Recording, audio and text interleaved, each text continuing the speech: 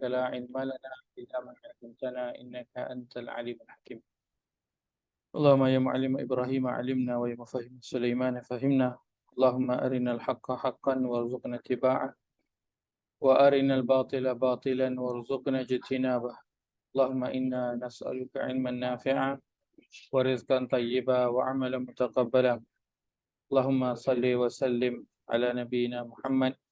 اللهم صل وسلم على نبينا محمد. اللهم صل وسلم على نبينا محمد. اللهم يسر ولا تعسر. رب تمم بالخير. اللهم آمين. أما بعد، السلام عليكم ورحمة الله وبركاته. Waalaikumsalam warahmatullahi wabarakatuh. Alhamdulillah, Salam. bertemu sekali lagi pada malam ini dalam ayat suruhan dan larangan. Pertamanya saya minta maaf bila kelewat bermula kelas kita pada malam ini. Qadarullah wa ma syaa fa'al. Baik, insya-Allah malam ini kita melihat menyambung ayat suruhan dan larangan. Malam ini kita melihat pada ayat yang seterusnya, ayat 168 daripada surah Al-Baqarah.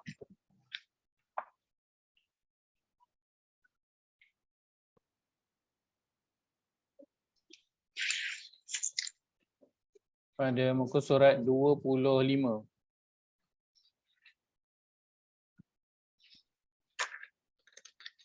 Tak share pun.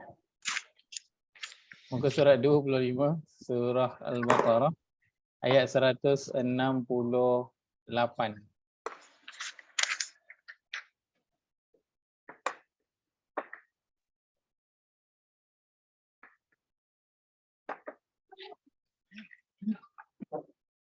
Baik, kita baca dulu ayat yang ke 168. Baik. Firman Allah, A'udzu billahi minasyaitonir rajim. A'udzu billahi minasyaitonir rajim. Ya ayyuhan nasu kulu mimma fil ardi halalan tayyiban. Ya ayyuhan nasu kulu mimma fil ardi halalan tayyiban. ولا تتبعوا خطوات الشيطان ولا تتبعوا خطوات الشيطان إنه لكم عدو مبين. إنه لكم عدو مبين. Terjemahan, Wahai manusia, makanlah dari makanan yang halal dan baik yang terdapat di bumi, dan janganlah kamu mengikut langkah-langkah setan. Sungguh setan itu musuh yang nyata bagimu.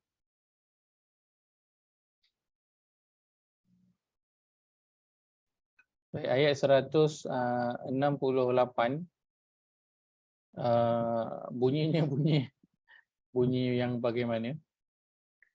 Suruhan atau larangan? Suruhan. Suruhan. Suruhan ke? Makanlah Suruhan. yang halal. Makanlah yang halal. Pada bahagian belakang adanya Larangan. bentuk larangan. Jangan mengikut langkah-langkah syaitan. Baik. Sebentar. Okay. 168.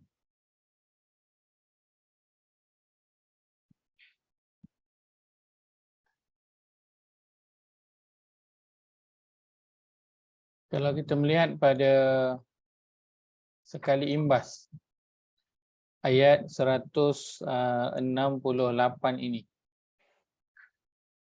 apa mungkin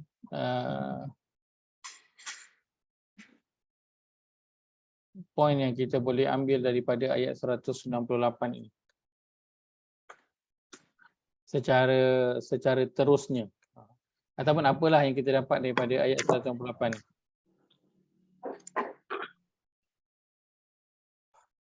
Silakan, boleh unmute dan berkongsikan apa bila kita baca ayat ni, apa yang kita dapat, message ataupun poin yang nak disampaikan.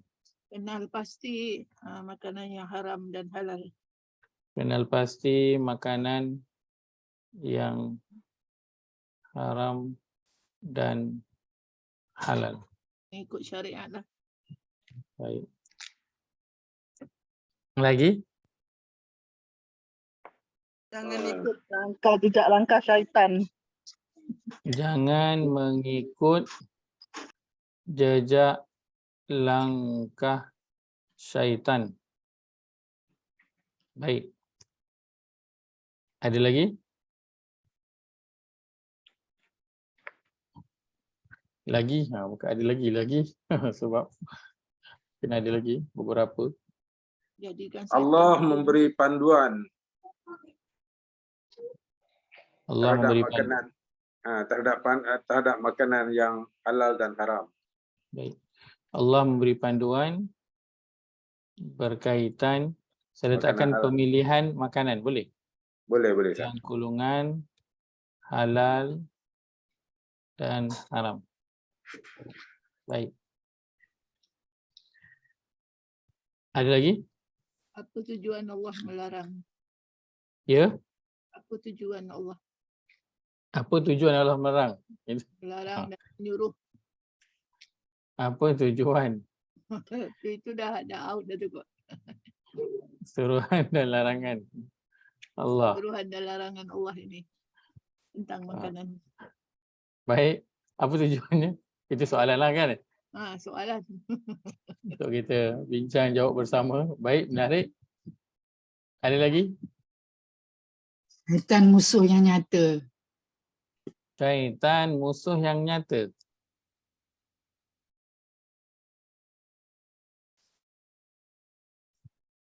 Baik. Menarik. Seterusnya. Ustaz, tanda saya. kasih sayang Allah kepada kita. Tanda Anda yang kasih sayang Allah kepada kita. Hambanya. Ini macam mana Haji Zainul boleh dapat tanda kasih sayang Allah kepada kita ni? Oh, dia sediakan kita makanan, dia sediakan semuanya untuk kita hidup. Masya Allah. Itu memang memandang di sebalik tu. Masya Allah. Kita boleh nampak kasih sayang Allah. Masya Allah. Baik, seterusnya.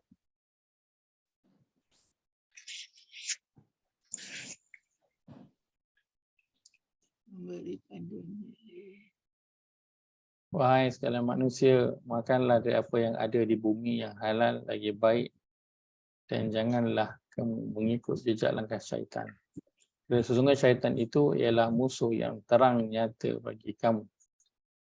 Ada? Kita ada 1, 2, 3, 4, 5, 6. Ada 6. 6 ni banyak dah poin daripada satu ayat ni. Kan?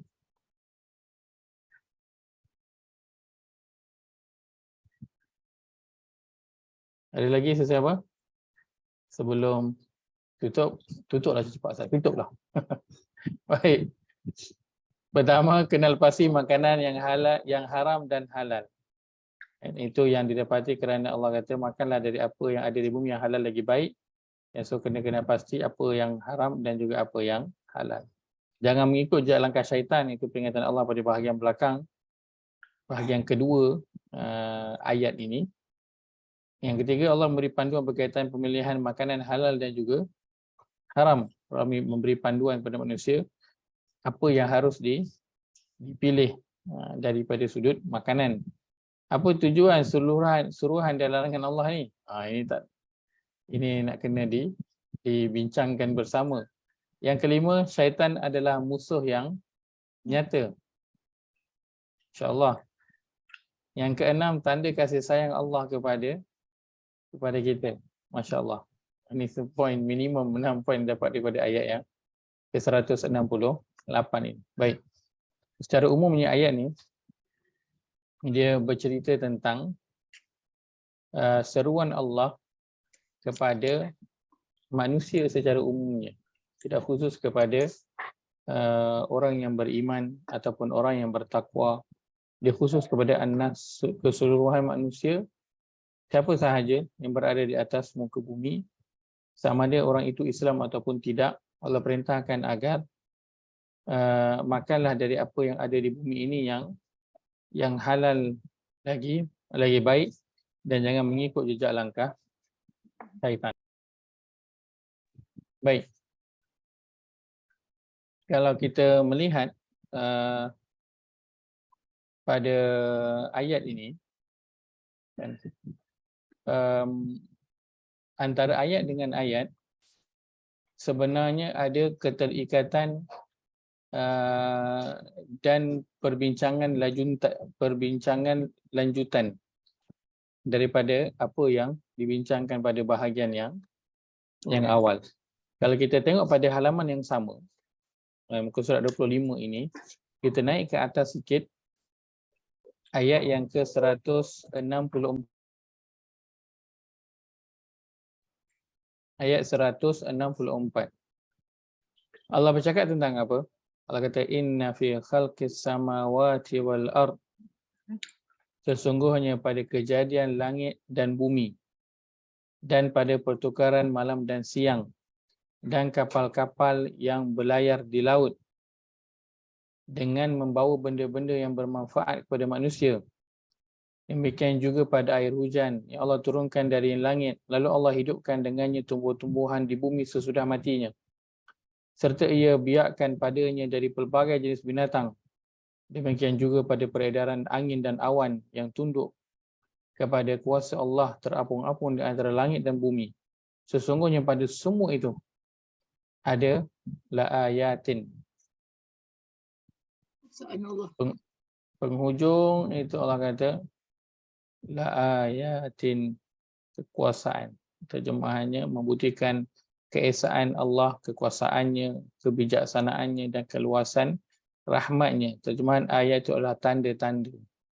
Ataupun terjemahan directnya adalah ayat-ayat Allah bagi kaum yang mahu menggunakan akal fikiran. So, ayat 164 Allah cerita tentang Kejadian semua di langit dan bumi. apa yang berada di bumi yang manusia perlukannya. Dan kenapa Allah cerita semua itu? Allah nak kaitkan dengan apa? Besarannya. Allah nak kaitkan dengan kebesarannya. Allah nak kaitkan dengan diri dia. Allah nak kaitkan dengan diri dia. Dan sebab itu kita lihat pada ayat yang ke-165, ayat selepas itu, Allah kata wa minan nas may yattakhidhu min dunillahi andadan yuhibbunahum kahubbillah. Terjemahan, ada di antara manusia yang mengambil selain dari Allah untuk menjadi sekutu-sekutu. So, dicerita tentang apa? Tentang segolongan manusia yang mengambil selain daripada Allah sebagai gandingan, sekutu ataupun Tuhan yang mereka cinta sebagaimana mereka menyintai Allah. So Allah cerita tentang diri dia, dan kat bawah tu Allah sebutkan tentang apa? Tentang akan tetapi walaupun demikian, ada di antara manusia yang dia ambil taat kepada perkara yang lain selain daripada Allah Azza wa Jalla. So ada tak kaitan antara ayat 164 dan 165? Ada kaitan. Ayat 164 Allah cerita tentang kalau kita tengok zahir ini macam tak berapa nampak lah. Kan Allah cerita tentang apa yang berada di langit dan bumi, malam, siang, laut, angin, hujan dan sebagainya. Tiba-tiba Allah cerita tentang orang-orang yang mensyirikkan Allah. Ya, so tapi dia ada keterkaitannya, itulah ayat 164 Allah nak cerita tentang diri dia, betapa hebatnya dirinya, betapa berkuasa, betapa agung, betapa kaya diri dia. Akan tapi ayat 165 Allah kata tetap ada orang yang menyekutukan Allah dengan sesuatu yang lain, maka itu perkara yang pelik. Kan? Bila ada orang yang sangat kaya, sangat berkuasa, dan dia paling kaya, dia paling berkuasa, dan kita memang memerlukan khidmat dia dan servis dia setiap hari. Kalau tak ada memang selamatlah kita. Akan tapi kita tak nak dengar cakap dia, kita pergi dengar cakap orang lain. Okey, itu Allah nak kaitkan antara ayat 100, itu berkaitan antara ayat yang ke-164 dan juga ayat yang ke-165. Kemudian kita sampai pada ayat ke-168 ini, Allah menyuruh, wahai manusia, makanlah dari apa yang ada di bumi. Kan? So kalau kita tengok ayat ke atas tu, dia cerita tentang apa? Dia cerita tentang ayat 166, 167, cerita tentang apa? إِذْ تَبَرَّأَ الَّذِينَ تُبِعُوا مِنَ الَّذِينَ اتَّبَعُوا. Ketika ketua-ketua yang menjadi ikutan itu berlepas diri dari orang-orang yang mengikutnya. Cerita tentang siapa? Cerita tentang pengikut dan juga orang yang diikuti. Cerita tentang apa? Influencer dan juga followers. Ni cerita influencer dan juga followers. Dia punya YouTubers dan juga dia punya apa? Orang-orang yang subscribe dia punya YouTube. Ini cerita orang yang buat video live di TikTok dan orang-orang yang ikuti live dia dan bagi hadiah setiap hari itu. Cerita tentang pengikut dan juga orang yang diikuti. Pengikut dan juga orang yang diikuti. Pada ayat ke-166, begitu juga ayat ke-100 yang ke-67, cerita tentang pengikut dan juga orang yang diikuti, dan keadaan mereka nanti di akhirat bagaimana. Tiba-tiba masuk ayat 168, cerita tentang suruh makan di muka bumi makanan yang halal lagi baik. Apa cerita sebenarnya? Apakah cerita yang sebenarnya? Adakah penceritaan atas itu berbeza dengan penceritaan yang bawah? Yang bawah memulakan penceritaan yang baru. Bagaimana? Apa pendapat? Cuba Ustaz. Silakan. Sebenarnya kalau kita tengok rentetan ayat-ayat tu, semuanya kita kena bersyukur lah Ustaz atas nikmat kurniaan, atas segala kekuasaan ni Ustaz. Kalau kita bersyukur, kita akan nampak kalau kita bersyukur, bermakna kita menghayatilah segala apa yang Allah kurniakan kepada kita. Lagipun kan Allah ada berfirman, saya pun tak ingat ayat berapa, kalau kita bersyukur Allah akan tambah nikmatnya, dan kalau kita tidak bersyukur Allah akan azab kan, yang amat pedih. Ya. Saya nampak lah Ustaz. Jazakillah khairah. Puan Zaidah, jazakillahu khairah. Masya-Allah. Menarik. Yang lain ada nak berkongsi? Baik, ayat 166. Jadi tadi macam nampak, sekarang dah hilang pula dia. Ya saya. Tadi macam nampak gambarannya tapi sekarang dah hilang pula. Ini rasa saya Allah menunjukkan kekuasaannya, dan kita ni kan dijadikan sebagai hamba kan, untuk patuh dan taat kepadanya. Jadi dengan ni dia memerintahkan kita taat kepada apa yang disuruh dan dilarang, sebab setiap sesuatu yang disuruh tu akan membawa manfaat, dan yang dilarang tu akan memudaratkan. Mungkin boleh. Baik. Masya-Allah. Dan dia Jazakillah khairah Nadia. kalau dia ingkar, dia akan menerima akibatnya di akhirat kelak. Ubahlah dengan ayat yang mana tadi, yang dia mengambil orang lain sebagai sebagai sekutu pada Allah ni, macam 165 dia kan. Dan 166 ni. Jadi dia dari situlah nak test lah, Allah nak test lah macam mana dia ni akan tetap ikut follower dia ke, ikut ketua dia ke. Masya-Allah. Goreng baik. Ustaz. Goreng. Tak apa. Namanya tadabbur. Baik. Cikgu Melani kata, Ustaz macam surah 22-34 je atau 22-67. Baik, 22-34.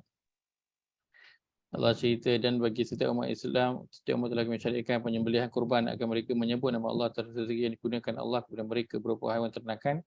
Maka Tuhanmu ialah Tuhan yang Maha Esa, kerana itu serahlah diri kamu kepadanya. Sampaikanlah, wahai Muhammad, kabar gembira kepada orang yang tunduk patuh kepada Allah. Baik, kalau kita lihat terjemahan ayat 166 dan juga ayat yang ke-167. Ayat 166, ingatlah tak kala ketua-ketua yang menjadi ikutan itu berlepas diri dari orang-orang yang mengikutnya. sedang kedua-dua pihak melihat betapa ngerinya azab seksa itu dan ketika terputusnya segala hubungan di antara mereka. Ayat 166 Allah memberi gambaran tentang dua kumpulan, iaitulah pengikut dan juga orang yang diikuti. Kan orang yang diikuti ini dalam terjemahan dia letakkan ketua-ketua. Dia letakkan ketua-ketua lah sebab sebenarnya kita ikut ketua lah. Tapi dalam teks Arabnya dia hanya letakkan utubi'u dan juga ittaba'u. Beza punya baris je kan. Bahasa Arab masya-Allah. Kan. Utubi'u orang-orang yang diikuti, minal ladzina taba'u orang yang mengikuti. Ini diikuti, ini orang yang mengikuti. So ini dia punya pengikut lah, mengikuti ini pengikut. Diikuti ini orang yang diikuti lah. Maksud saya the terms mansakan. Okey, baik. Kita akan tengok insya-Allah. Jadi mereka ini ketika nanti di akhirat orang yang diikuti ini kan, ataupun ayat ini letakkan ketua akan berlepas diri daripada dia punya followers. Akan berlepas diri. Bila ketika mana kedua-dua itu sedang berdiri melihat azab Allah Azza wa Jalla. Ketika itu dia akan berlepas diri. Ayat 167. Wa qala allazina taba'u law anna lana karratan fanatabarra'a minhum kama tabarra'u minna kadzalika yurihimullahu a'malahum hasaratin 'alaihim wa ma hum bikharijin minan nar. Dan berkatalah orang-orang yang menjadi pengikut. So orang yang mengikuti ni kan, itu pengikut dia. Ini macam syaitannya cakap je Ustaz. Dia lebih kurang macam syaitan. Itu dialog. Satu lagi. Satu lagi di surah Ibrahim ayat 22. Itu cerita syaitan yang betul-betul syaitan. Ini manusia. Ini manusia. Itu syaitan yang manusia. Tapi dia tak bersyaitan sebut pengikut lah. Baik, dan berkatalah pengikut dia, alangkah eloknya kalau kami dapat berlepas diri daripada mereka sebagaimana mereka berlepas diri daripada kami pada saat ini. Demikianlah Allah perlihatkan kepada mereka amal-amal dengan rupa yang mendatangkan penyesalan yang amat sangat kepada mereka dan mereka pula tidak dapat keluar daripada neraka. Maka pengikut berkata, kalaulah kami ni dapat berlepas diri daripada ketua-ketua tu, daripada orang yang kami ikut tu, daripada influencer tu, sebagaimana mereka berlepas diri daripada kami. Maksud berlepas diri tu apa? Maksudnya tak nak ada kena-mengena. Tak nak ada kena-mengena. Dan hal berlepas diri ini kan, ketika di akhirat itu memang dilakukan oleh orang-orang yang ataupun ringkasnya oleh penghuni neraka. Oleh penghuni, mereka akan saling berlepas diri. Kan, syaitan akan berlepas diri dengan manusia. Manusia sesama manusia akan berlepas diri masing-masing. Tetapi sesiapa yang ketika di dunia mereka berlepas diri daripada syaitan dan juga berlepas diri daripada orang-orang yang melakukan kejahatan, maka nanti di akhirat kan, beza orang beriman dia tak berlepas diri dengan kawan dia. Dia saling apa? Dia saling ingat kepada kawan dia. Saling bantu. Dia saling ingat, dia akan pergi cari dia punya kawan dia. Berbeza situasi. Penghuni neraka dia akan saling berlepas diri, penghuni syurga dia akan saling cari dia punya kawan dia. So beza. Kenapa? Kerana ketika di dunia penghuni neraka ni dia tak nak berlepas diri daripada syaitan dan juga kawan-kawan dia yang tak berapa baik ni. Dia tak nak elak, dia join, dia cari circle yang macam tu. Maka ketika di akhirat mereka berlepas diri sesama mereka. Adapun penghuni syurga ketika di dunia mereka berlepas diri daripada syaitan, mereka berlepas diri daripada orang-orang yang tak berapa baik, bukan kerana mereka double standard, dia rasa dia perasan diri dia baik, bukan. Akan tetapi dia bimbang, dia akan tertarik ke arah yang tidak baik juga sebab dia juga lemah. Sebab Nabi pesan suruh pilih kawan. Kan? Kerana seorang itu akan mengikut cara hidup kawan dia. Jadi dia pun berlepas diri daripada orang yang dia rasa tak berapa baik, yang tak bagi influence yang baik kepada dia, kerana dibimbang, diri dia pun tak berapa nak kuat, takut dia pun sama terikut. Dia berlepas diri ketika di dunia, maka di akhirat dia akan disatukan dengan kawan-kawan dia yang baik dan juga ahli keluarga. Baik. Maka saya sebutkan influencer dan juga followers, pengikut dan juga orang yang diikuti. Baik. The leader tak nak take responsibility ke atas followersnya. Macam we all sekarang ni, Ustaz tak join the circle of friends yang suka belajar dengan Ustaz. Allah Akbar. Tak kisah mana-mana pun. Baik.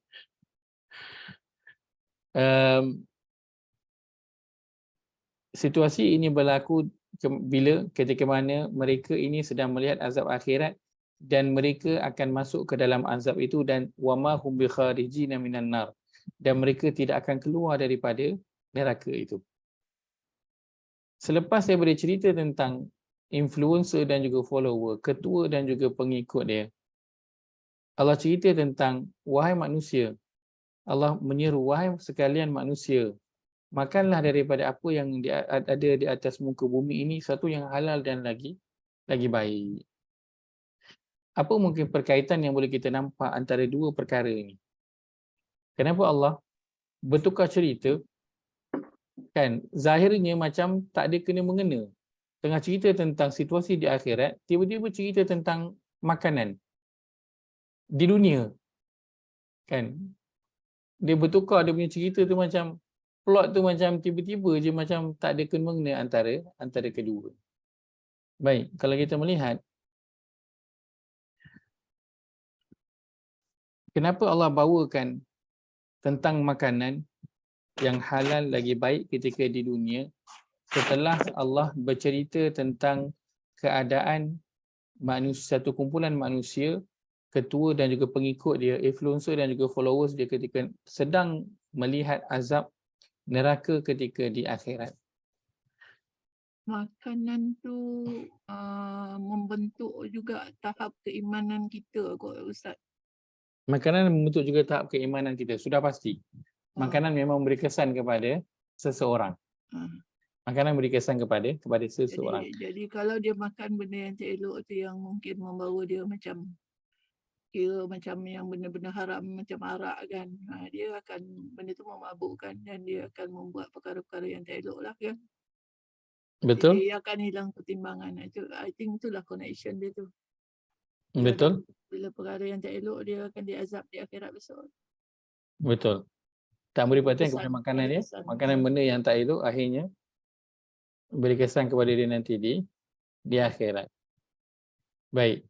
Makanan yang tak elok, makanan yang tak elok ini, kalau kita tengok pada situasi kita lah kan, situasi kita di Malaysia, masyarakat Islam di Malaysia, kita alhamdulillah lahir dalam masyarakat Islam kan, dan kita ada budaya dan juga adat kita Melayu dan juga orang Islam di Malaysia. So makanan-makanan kita semua sangat familiar lah dengan makanan-makanan kita. Kat rumah kan, setiap orang itu terbentuk dengan makanan yang ada di rumah dia. Ada orang yang kan, bila kita jumpa kawan-kawan waktu kita di sekolah menengah ke dan kat universiti ke, kita akan tengok kawan kita makanan kegemarannya berbeza. Ada kawan kita suka makan masak lemak, ada kawan kita suka makan belacan, ada kawan kita suka makan western, dan ada kawan kita suka makan makanan Korea. So itu makanan kegemaran mereka. Antara yang membentuknya lah apa? Cara makanan di rumah. Mak ayah suka, mana yang suka lauk tradisional, anak-anak pun akan mudah boleh terima makan makanan tradisional. Kan? Kalau suka makan yang moden-moden, maka anak-anak pun akan lebih mudah untuk menerima dan tertarik dengan makanan yang jenis moden-moden itu. Bila anak-anak semua keluar, berjumpa dengan kawan-kawan, berkenalan dengan ramai orang yang berada di luar, maka ketika itu apa yang akan berlaku? Situasi di luar kan, kalau kita ceritakan kawan di luar, akan mempengaruhi kepada apa? Kepada cara hidup anak tersebut. Dan antara yang akan apa? memberi kesan adalah apa? Adalah makan. So sebab bila keluar bersama lepak dengan kawan kan, akan buat apa? Akan suka memang antara akan pergi makan lah. So waktu makan itu kadang-kadang apa kan, kita terdedah dengan apa? Mencuba sesuatu makanan yang baru yang mungkin sebelum ini kita tak biasa makan. Sebab apa? Sebab kita dengan background kita, family kita tak biasa makan makanan macam tu. Macam mungkin ayah saya contohnya kan, dia tak biasa dengan makanan Jepun, makanan Korea, dia tak biasa kan. Kalau pergi makanan western pun dia tak berapa sangat. Sebab apa? Dia dah memang orang kampung, memang nak kena nasi juga. Bahasa dia kan, macam mana pun last kali nak kena nasi juga. Biarlah, bagilah makan pasta ke, bagilah makan pizza ke apa, last kali nasi juga yang dia nak, baru rasa puas punya makan tu. So kita terdedah dengan makanan-makanan yang baru kan, bila kita keluar ataupun bercampur dengan ramai orang. So ia terbentuk dengan apa? Dengan persekitaran dan orang baru yang kita jumpa. Maka bila kita cerita tentang orang yang dia makan makanan yang tak elok, dia minum arak ke, dia isap rokok ke, itu semua adakah dia belajar daripada rumah? Dia tak belajar daripada rumah. Dia belajar daripada siapa? Daripada siapa dia belajar? Kawan-kawan. Dia belajar daripada kawan-kawan. So perkataannya adalah apa? Anak kita contohlah kan, isap rokok. Anak kita isap rokok sebab apa? Kawan-kawan. Sebab apa kawan-kawan? Ada apa kat tengah tu? Sebab Pengaruh kawan-kawan. Sebab ikut kawan-kawan. So Sebab ada influencer. ada influencer. So makanan antara yang mempengaruhinya adalah apa? Kawan-kawan, orang yang berada di sekeliling. Sebab itu kan, orang budak-budak muda try, contohlah kan, try minum arak ke, sebab apa?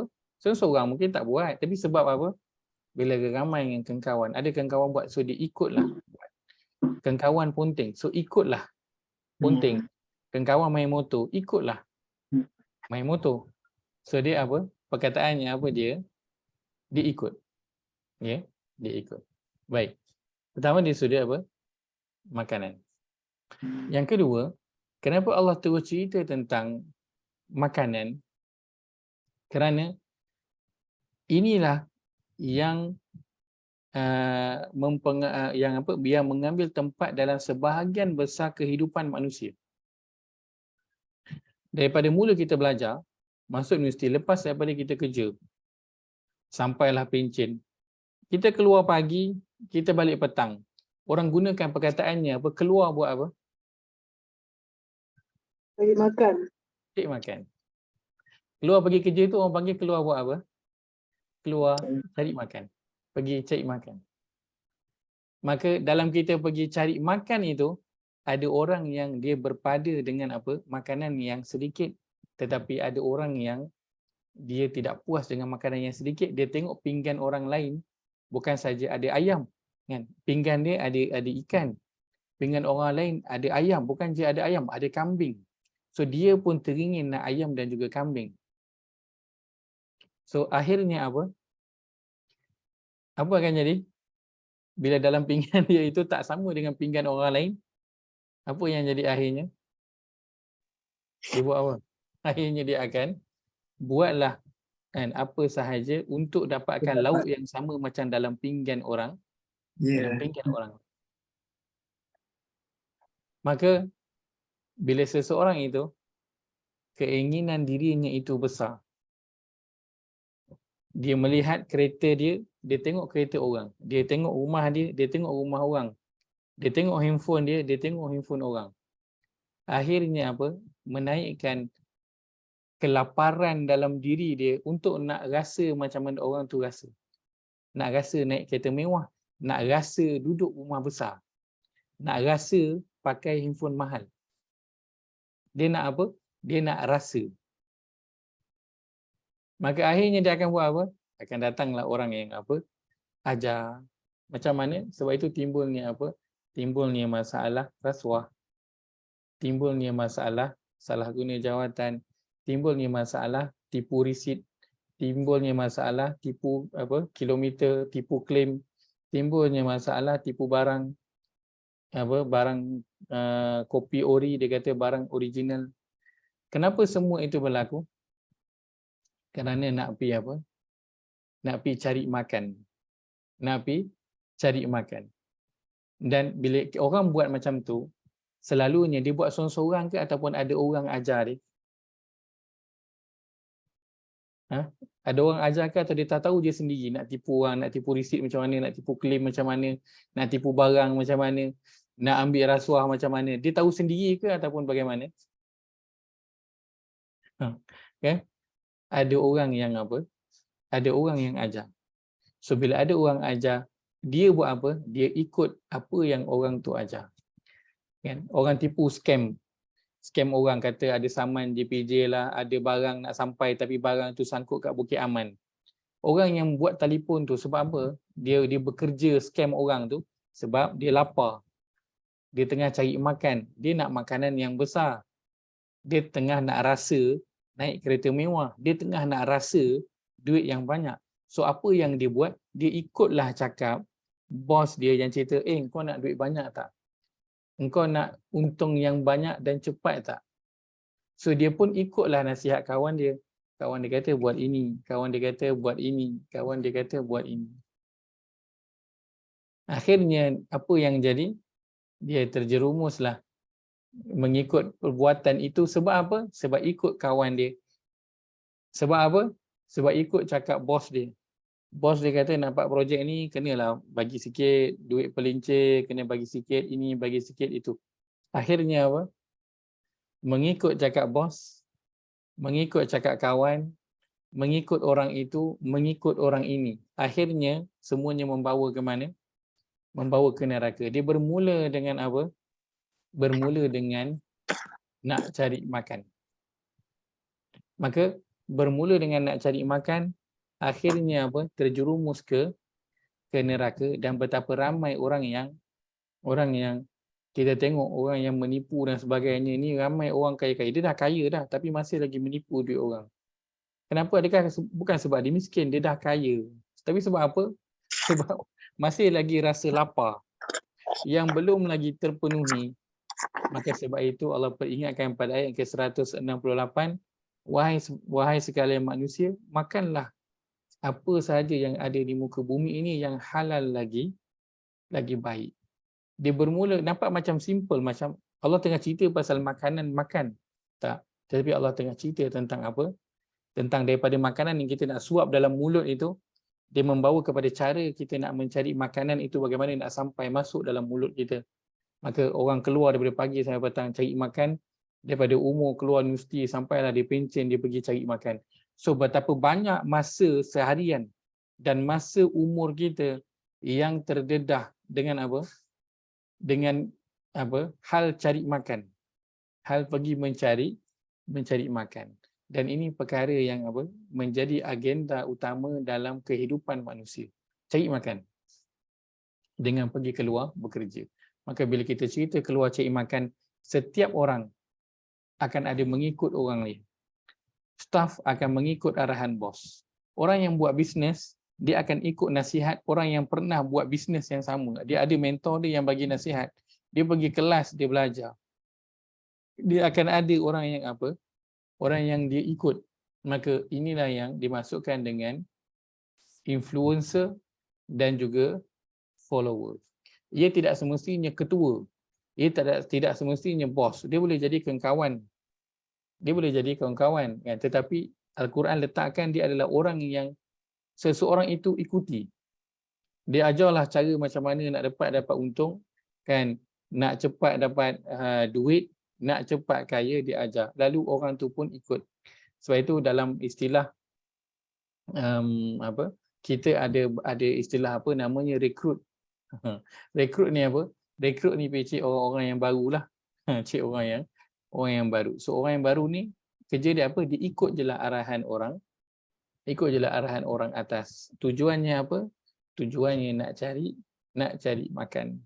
Maka sebab itu Allah bagi peringatan setelah Allah cerita tentang influencer dan juga followers yang berlepas diri, pengikut dan juga orang yang diikuti saling berlepas diri nanti ketika melihat azab neraka, Allah peringatkan, wahai sekalian manusia, makanlah. Sebab memang itulah agenda utama yang berada dalam fikiran manusia. Bangun pagi je, sama ada nak suap makan dekat mulut ataupun fikir hari ini nak pergi kerja untuk nak cari makan. Betul tak? Itu menjadi agenda. Apa benda sahaja yang kita lakukan, makan ataupun makanan, itulah dia yang menjadi satu yang utama. Kadang kita nak jumpa sembang-sembang. Nak sembang-sembang je, tapi jumpa kat mana? Kedai mamak, makan. Nak jumpa reunion, buat apa? Buat makan-makan. Semuanya berkisar tentang makanan. So makanan dia perkara yang sangat penting. So Quran menghighlightkan tentang apa? Tentang makanan yang kita suap di mulut dan juga cara perolehan makanan itu, iaitulah apa? Pekerjaan yang kita lakukan untuk mendapatkan hasil, lalu digunakan untuk nak apa? Nak memenuhi rasa lapar yang ada dalam diri. Kita lapar perut kita untuk makanan dan kita ada kelaparan nafsu kita, kan, yang buatkan kita nak rasa macam-macam. Kalau kita makan kan kita nak rasa, teringinlah hari ini, kan, nak rasa makanan, teringin hari ini nak makan ni, teringinlah, kan. Bila dah biasa makanan yang dah biasa ni, dia akan up, teringinlah nak rasa makanan dekat hotel. So rasa makanan di lidah pun orang akan apa? Meningkat. Dah biasa makan daging biasa, kan, teringinlah nak rasa wagyu, so meningkat. Begitu juga bentuk kelaparan dalam diri kita yang dia nak rasa macam-macam. So dia tengok orang lain ada kemewahan, dia pun nak rasa macam mana memandu kereta yang mewah. Dia pun nak rasa macam mana duduk di rumah yang besar. Dia pun nak rasa macam mana ada duit banyak, handphone yang Dia mewah. nak mencelah Ustaz. Silakan. Maknanya selalunya dulu kan kita tengok ayat ni macam kita tafsirkan pemahaman kita lah, macam literal meaning tentang makanan saja. Rupanya dia termasuklah hawa nafsu kita sekali lah yang dikatakan ni. Maknanya Ya, macam betul. orang nak kereta mewah, dia sanggup buat apa saja, macam rasuah ke apa ke, ambil percentage ke apa ke, macam tu lah kan. That is Betul. not halal lah kan, unless kalau dia Betul. bekerja betul-betul kan. Betul. Itulah kita orang tak Betul. sampai ke skop yang macam tu Ustaz. Ah, Hari ni baru nampak lah. Alhamdulillah, Allah Akbar. Ah. Sebab setiap orang tu dia sedang mengisi kelaparan dalam diri dia. Kalau dia dah kenyang, dia okey dah tengok benda-benda tu. Dia sebab dia masih lagi lapar. Itu yang dah ada kereta, nak kereta lain lah. Sebab masih lagi ada keinginan. Kan bila kita lapar, kita akan nak apa benda ada depan mata, semua nak makan. Betul tak? Kita dah tak kira dah nak makan je. Bila lapar, semua benda nampak sedap. Cuma kalau kenyang, kita bagi makanan yang sedap memang favourite kita, atau makanan yang mahal pun kita tak layan. Kan? Macam kita bulan puasa lah, kan? Sebelum berbuka, sedap tak semua makanan kat bazar tu? Sedap. Lepas dah berbuka, makan tersandar. Orang bawa makanan daripada hotel 5 bintang. Nak makan tak? Tak lalu dah. Sebab apa? Dah kenyang. Begitu juga dengan keinginan dalaman kita yang lapar. Dia sentiasa nak rasa macam-macam. Kan dia dah rasa naik kereta jenama Malaysia. Dia nak rasa macam mana naik kereta jenama Jepun pula. Dah naik Jepun, dia nak rasa macam mana naik Europe punya kereta pula. So rasa tu yang buatkan manusia sampai ke sudah takkan habis. Yang bila dah makin besar keinginan itu, maka selalunya projek kan nak mendapatkan duit itu dilakukan secara berkumpulan, dah tak boleh dah buat seorang-seorang. Sebab itu kalau kita tengok scam, dia akan menipu, yang menipu semuanya grup-grup. Tak ada lah yang pergi menipu tu seorang. Dia mesti ada orang yang menyokong dia juga. Sebab semuanya nak memenuhi keinginan lapar masing-masing. Ya, sebab itu ada satu je yang makanan, semua akan berkumpul semua kat situ nak makan. Nak tarik lah apa yang selagi boleh dimakan.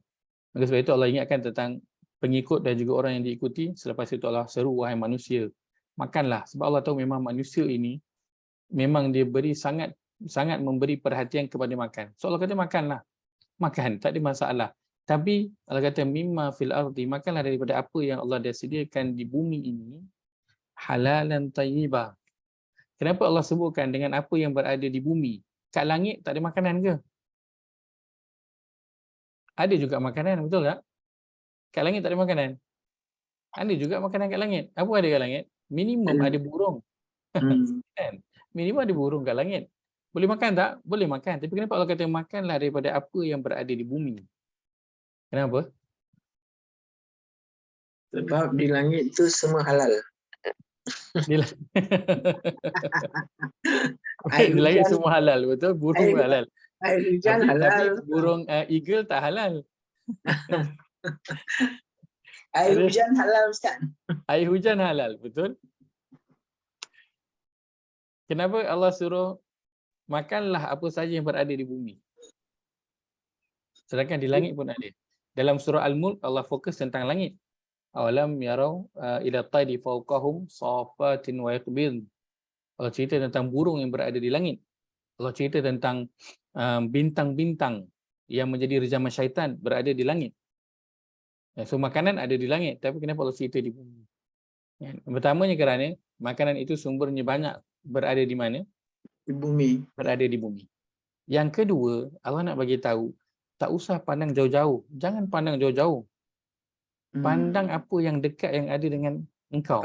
Jangan sibuk pandang yang jauh. Kalau pandang yang jauh, itu yang buatkan jadi lapar tak habis tu. Asyik nak tu. Sebab dia pergi pandang yang jauh di langit sana. Kat bumi kan banyak ada. Kenapa sibuk yang sikit yang berada di langit tu? Cukup dengan apa yang berada di bumi. So cukup dengan apa yang dah ada. Tak usah duk pandang orang lain pakai apa. Duduk rumah apa. Berapa banyak duit dia belanja. Tak usah pandang ke langit. Pandang di bumi. Nikmat yang Allah dah bagi dah cukup banyak dah. Yang ada pada diri kita. Betul Allah kata makanlah daripada apa yang Allah dah sediakan di bumi. So fokus pada apa yang berada dekat dengan kita. Tak usah duk pandang apa yang jauh-jauh nun sana tu. Kan orang kata letaklah apa cita-cita tu melangit. Kan melangit tu orang semua pandang ke langit tu. Tak pandang ke bumi dah. Sedangkan kat bumi cukup banyak dah. Daripada apa yang berada di langit. Kat langit ada burung, ada hujan. Tapi kat bumi banyak tak? Banyak ada. Kat atas tu ada air hujan, ada air. Kat bumi ada juga air. Bahkan bumi ini majoritinya pun air. Tapi sibuk pandang air hujan kat atas. Dekat atas ada burung. Dekat bawah pun ada burung. Ayam pun spesies burung juga. Lagi besar daripada burung kat atas. Makan seekor burung kat atas dengan makan seekor ayam kat bawah. Mana lagi kenyang? Makan seekor burung kat bawah, ayam lagi kenyang. Tapi kenapa sibuk yang berada di langit? Kenapa sibuk pandang jauh ke atas? Pandang apa yang berada dekat dengan kita. Tak usah duk sibuk dengan yang lain. Maka Allah kata makanlah. Tetapi tata cara makan tu perhatikan. Jangan tengok pinggan orang lain, tengok pinggan kita sudah. Dan bersyukur dalam pinggan tu ada makanan. Sebab kalau kita duk sibuk tengok pinggan orang lain, itu yang kita rasa aku ni, kesiannya aku ni. Makan apa je. Nasi dengan ikan. Orang lain, oi sedap makan. Dah lah ada ayam. Ada pula kambing. Unta pula tu ada. Kan? Mana orang sebelah. So Allah kata, makanlah. Apa yang kamu nak makan yang berada di muka bumi. Fokus pada apa yang ada di sini. Kan? Mudah-mudahan rasa lapar, keinginan yang nak pelbagai tu, yang nak rasa macam-macam tu, dia membumi sikit. Halalan tayyibah. Allah kata yang halal dan juga yang baik, ini dua perkara, halal dan juga baik. Saya tak ulas panjang tentang perkara ini sebab kita dah maklum. Maka Allah bukan saya nak suruh halal, tapi Allah nak suruh juga perkara itu mestilah perkara yang baik yang memberi manfaat kepada seseorang, kerana setiap orang sesuatu makanan itu manfaatnya berbeza kepada setiap orang. Halal tapi baik, contoh macam saya sakit gout kan, sotong tu halal tetapi dia tak baik untuk saya sebab gout kan. Untuk orang lain dia halal dan juga baik untuk orang tersebut. So cari yang halal dan juga perbincangan yang kita sudah sedia maklum. Baik. Wahai manusia, makanlah dengan apa yang berada di atas muka bumi ini. Pilihlah. Dan dalam berapa, ini yang tadi yang Haji Zainal sebutkan, tanda kasih sayang Allah. Allah suruh lihat di bumi, dan kalau kita lihat di bumi betapa banyaknya makanan yang Allah telah sediakan dari pelbagai sumber yang perlu masak dan yang tak perlu dimasak, boleh makan terus. Kan? Di mana sahaja yang kita berada di atas muka bumi, itu semua tanda kasih sayang Allah kepada hamba-Nya, kalau Allah tahu hamba-Nya perlu untuk makan. Baik. Dan sebab itu, bila Allah bercerita tentang syurga dan neraka dalam Al-Quran, apa yang Allah highlightkan, yang banyak selalu kita dengar tentang apa? Antara yang highlight bila cerita tentang syurga dan juga neraka, highlightnya tentang apa? Syurga. So bila Allah cerita tentang syurga dan juga neraka, Allah antaranya Allah cerita tentang apa?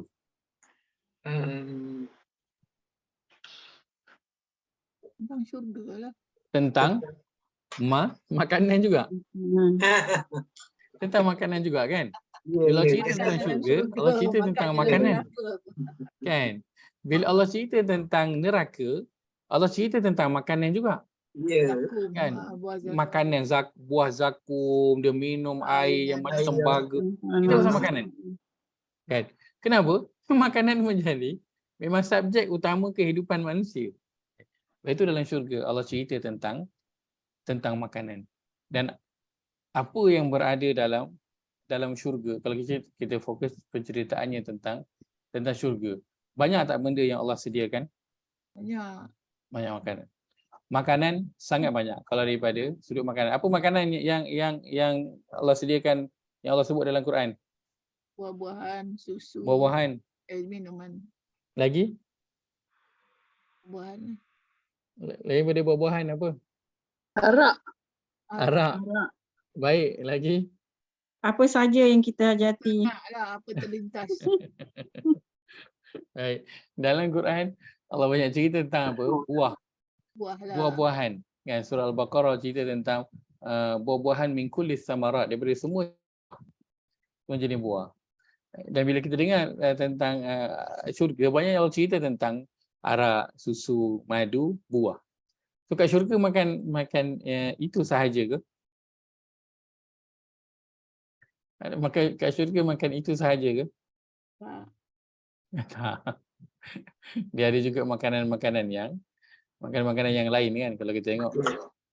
Antaranya kalau cerita pada surah Al-Insan kan. Surah Al-Insan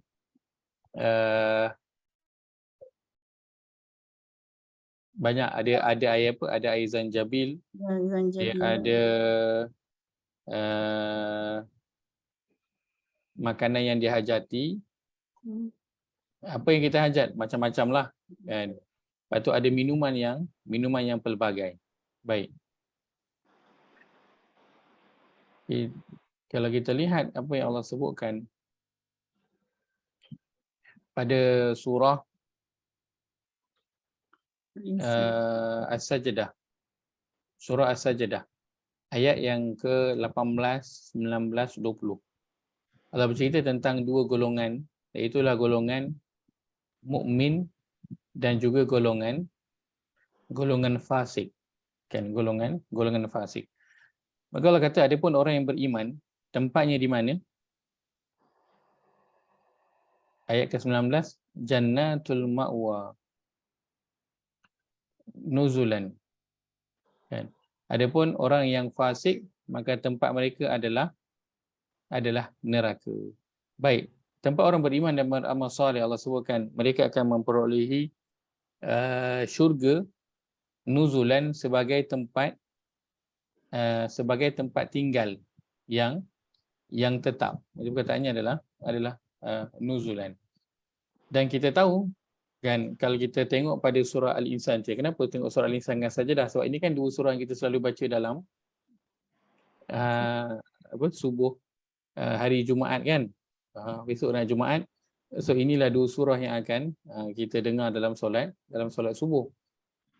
So surah Al-Sajdah bercerita tentang orang beriman dan beramal soleh, mereka diberikan Jannatul Ma'wa sebagai tempat tinggal. Adapun pada surah Al-Insan, Allah bercerita tentang apa? Apa nikmat yang Allah berikan ketika berada di dalam syurga tu. Di dalam syurga. Betul tak? Dalam syurga, dalam surah Al-Insan, Allah cerita apa yang akan dapat? Apa akan dapat surah? Minuman yang bersih. Minuman yang bersih. Yang bersih. Ayat ke-6. Ainan yashrabu biha ibadullah. Ada mata air yang diminum oleh hamba-hambanya. So itu bentuk apa? Bentuk makanan. Masuk dalam bentuk makanan. Apa lagi dia akan dapat? Muttaqiina fiha 'alal araik. Mereka ayat yang ke-13. Mereka duduk bersandar di atas apa? Di atas pelamin. Tak rasa panas dan juga tak rasa sejuk.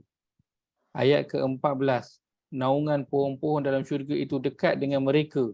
Dimudahkan untuk petik buah. Kemudian ayat 15. Dan kepada mereka diedarkan cawan-cawan daripada perak dan piala-piala yang jernih laksana kristal. Ayat 16. Kristal yang jernih dibuat daripada perak. Kan? Bayangkan tembaga. Pernah tak tengok tembaga transparent? Pernah tak tengok tembaga transparent? Benar. Mana ada? Tak ada kan? Bayangkan syurga punya tempat minum daripada platinum tu, tembaga tu, tapi apa? Transparent. Macam kaca tu. Sebab tu dalam Quran sebut macam kaca. Sebab yang kita boleh bayangkan adalah kaca. Tembaga yang transparent, perak yang transparent kita tak boleh bayangkan. Tapi kaca kita boleh bayangkan. Transparent dan cantiknya. Kemudian ayat yang ke-17. Dan di sana mereka diberi segelas minuman bercampur halia daripada datangnya dari sebuah mata air yang dinamakan salsabil. Ayat 19, mereka dikelilingi oleh para pemuda yang tetap muda. Ayat yang ke-21, mereka berpakaian sutera hijau yang halus dan sutera tebal serta memakai gelang yang diperbuat daripada perak. So ini balasan-balasan yang Allah berikan kepada siapa? Kepada penghuni syurga. Penghuni syurga. Pelbagai bentuk makanan, minuman, pelayan-pelayan, dia pakai pakaian yang mewah, pakai sutera, kan? Ada yang tebal dan ada yang nipis dan duduk lepak-lepak dekat majlis, kan? Arab punya majlis tu kan. Dekat Arab punya majlis tu. Dan itu yang disebutkan dalam surah As-Sajdah tadi sebagai apa? Surah As-Sajdah ni sebagai apa? Jannatul Ma'wa. Sebagai syurga, dan kita namakan syurga apa? Ma'wa lah, ada kita namakan nama syurga. Allah sebutkan itu adalah apa? Nuzulan. Nuzulan maksudnya apa? Apakah maksud nuzulan?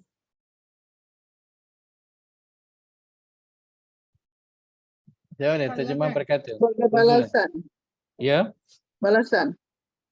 balasan. Ada lain terjemahan nuzulan? Kekal tak? Ha? Kekal. Kekal. Ada yang lain? Nuzulan. Sebagai balasan. Kalau saya terjemahannya tempat tinggal. Ma'wa tu dah tempat tinggal kan? Jannatul Ma'wa.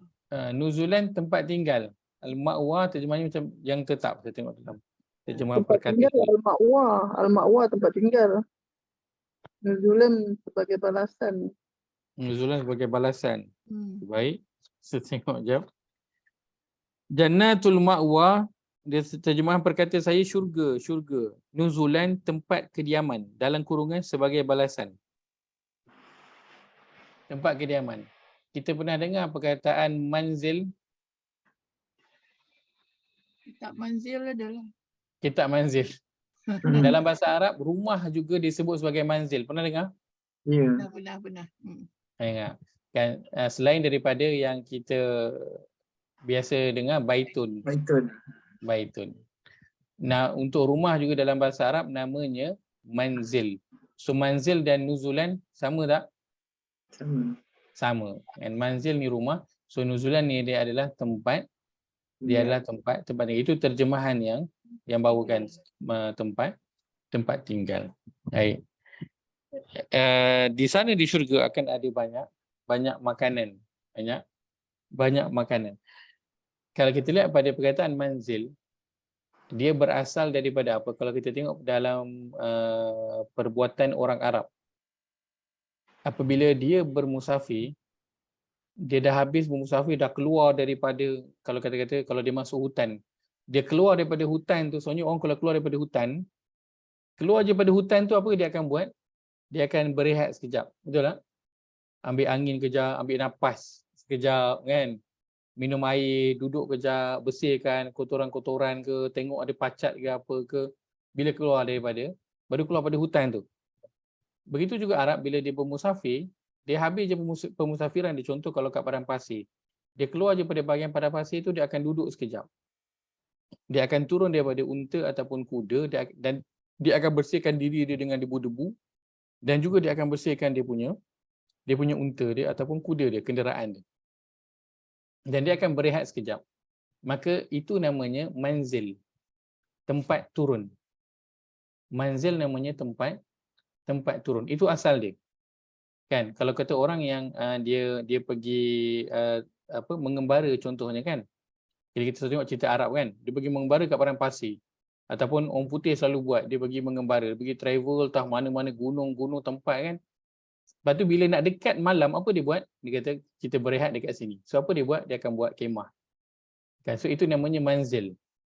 Tempat turun sementara, tempat dia berehat sementara lepas dia bermusafir. Daripada situlah orang Arab ambil dia jadi perkataan rumah. Macam tu juga baitun. Kenapa baitun namanya baitun? Sebab kalau kita buat haji, kita ada satu perkara yang kita buat namanya mabit. Biasa dengar perkataan mabit? Ya. Perkataan mabit. Hmm. Kan? Waktu mabit tu kena buat apa? Berehat. Cik batu. Mabit itu maksudnya apa? Kena apa? Turun Kena sikit. tidur. Tidur berehat. Kita mabit tu maksudnya tidur. Sebab itu rumah dinamakan baitun, tempat tidur. Mabit di Mina. Kan bila mabit tu kita duduk berat dan kita tidur. Tu nama je mabit. Sebab tu dalam haji tu Nabi tidur sekejap dekat situ. So sunnahnya tidur. Sebab tu dinamakan mabit, sebab dia nak kena rehat dan nak kena lelap sekejap dekat situ. Sebab itu rumah namanya baitun. Sebab tempat tidur. So nama-nama dalam Arab dia ada sebab-sebab dia kenapa, dan ataupun kita sebut sebagai secondary meaning dia. So manzil kita faham dia adalah rumah, tapi apa asal usul dia? Asal usul dia adalah tempat orang yang dia balik daripada musafir, dia turun sekejap, dia bersihkan diri dia bersihkan dia punya kenderaan. Maka itu namanya manzil. Dan akhirnya jadi tempat kediaman. Itu pertama. Yang kedua, perkataan nazala yang kita dah faham maksudnya adalah apa? Turun. Tetapi makna lain untuk nazala, kan, saya bagi contoh. Kalau kita pergi bertamu di rumah orang, kan, kita pergi rumah kawan kita. Assalamualaikum, dia buka pintu. Salam, masuk. Kan.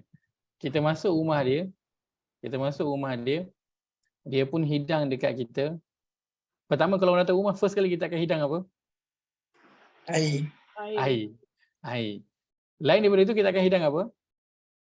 Makanan. Kita terus hidang nasi ke? Tak. Kita akan hidang apa? Macam snacking kan, apa yang ada lah. Buah ke, kuih-kuih ke, keripik-keripik ke, kita akan hidang dulu. Kan? Minimum akan hidang apa? Akan hidang air. Sementara apa, kalau kata tetamu tu dia datang, dia plan lah, dia beritahu aku nak datang rumah kau kan, tengah hari nanti ataupun malam nanti. So bila dia datang je, kita mesti akan hidang dia air dulu. Dia duduk kat ruang tamu, kita hidangkan dia air dulu, kita bagi dia dulu kacang ke, bagi dia keripik ke, bagi apa-apa buah dulu. Sementara apa, main course tengah dihidangkan, betul tak? So perbuatan menghidangkan itu dalam bahasa Arab namanya adalah nuzulan. Namanya nuzulan. Atau dalam bahasa kita mudahnya kita fahami dengan apa? Appetizer. Hidangkan air dulu, makanan yang ringan-ringan dulu. Soalnya apa tu? yang ringan lah, tak tahu hidang nasi. So dalam bahasa Arab itu namanya nuzulan.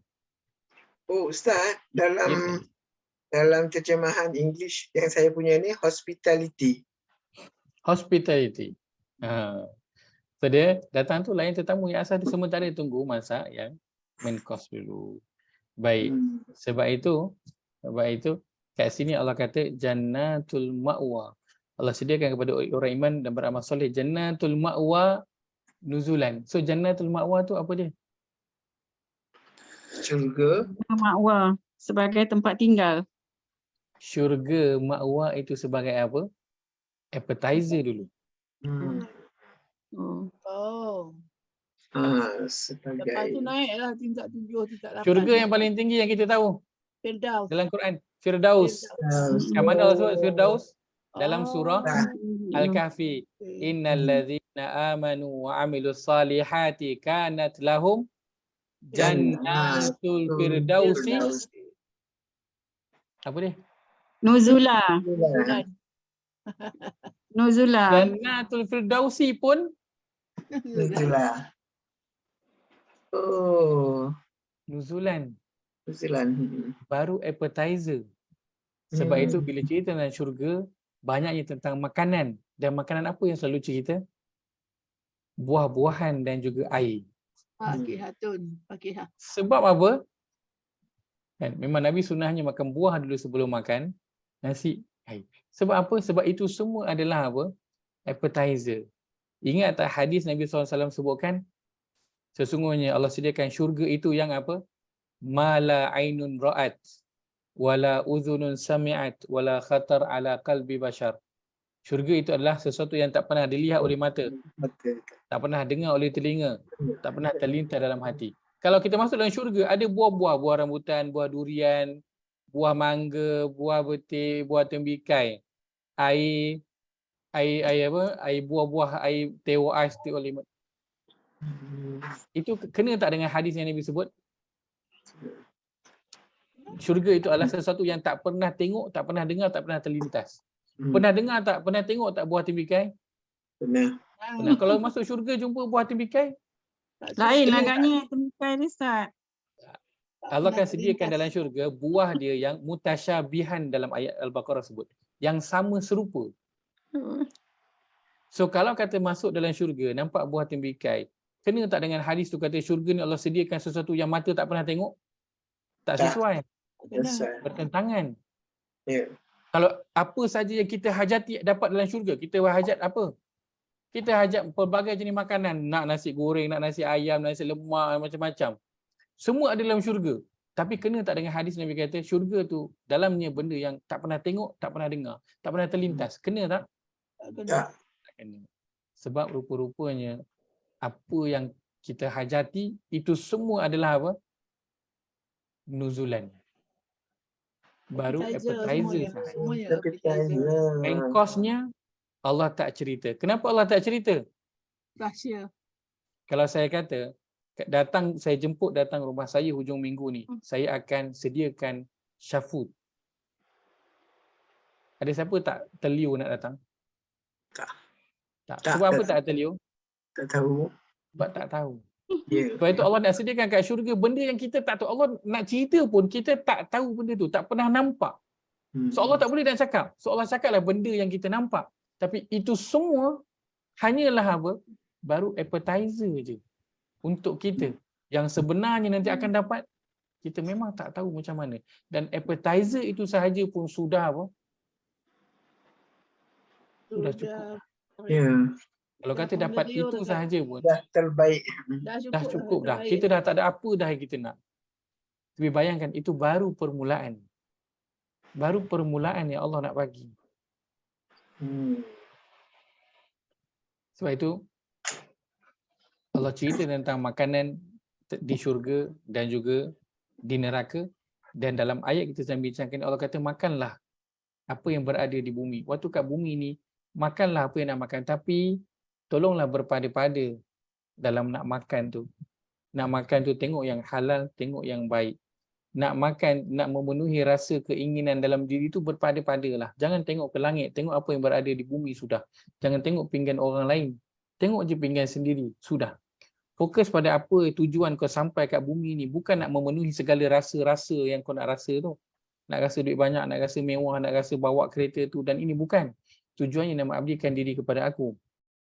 So, nanti semua tu, yang kau nak rasa tu nanti kau boleh rasa dekat akhirat. Sebagai appetizer aku bagi dulu. Sementara apa tu nanti kau nak masuk dalam syurga, tempat sebenar yang dalam tu tak tahu apa benda pun.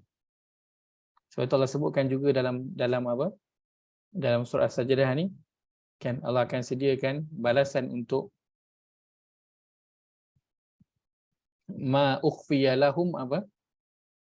Ya, min qurrati a'yun jazaan bima kanu ya'malun. Allah sembunyikan kepada penghuni syurga itu apa?